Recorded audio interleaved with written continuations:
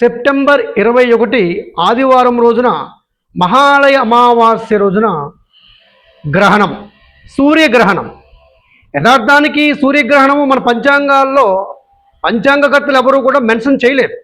ఎందుకంటే ఈ గ్రహణం గురించి ఏమీ ఆలోచించాల్సిన అవసరం లేదు కాబట్టి, ఈ గ్రహణం గురించి పట్టించుకోవాల్సిన అవసరం లేదు కాబట్టి వారి వారి పంచాంగాల్లో దీని గురించి ప్రచారం చేయలేదు.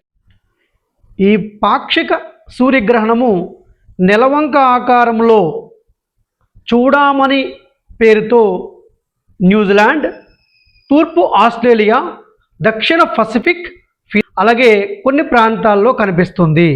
అక్కడ ఉండేటటువంటి తెలుగువారు ఈ యొక్క గ్రహణ కాలం, అక్కడ ఉండేటటువంటి కాలమానం ప్రకారము ఆ సమయంలో భగవద్ధ్యానం చేసుకోండి, సరిపోతుంది. మిగతా వారు, ముఖ్యంగా మన భారతదేశంలో ఉండేటటువంటి వారు ఈ గ్రహణానికి సంబంధించి ఏ విధమైనటువంటి నియమాలు పాటించాల్సినటువంటి అవసరం లేదు.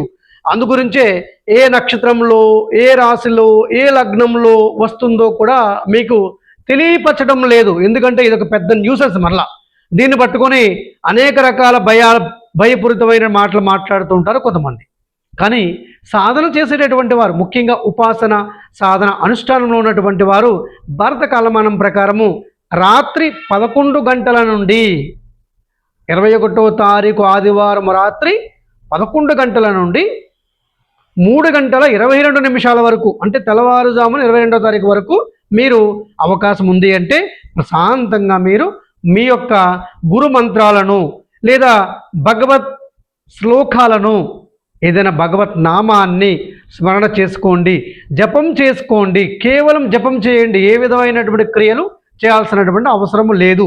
అలాగే ఈ పాక్షిక సూర్యగ్రహణము ఏ రాశి వారికి, ఏ నక్షత్రాల వారికి ఏ విధమైనటువంటి కష్టాన్ని, నష్టాన్ని, దోషాన్ని ఇవ్వనే ఇవ్వదు. దీని గురించి మీరు అతిగా ఆలోచించి మనసు లోపల బాధపడాల్సిన అవసరము లేనే లేదు. శుభం.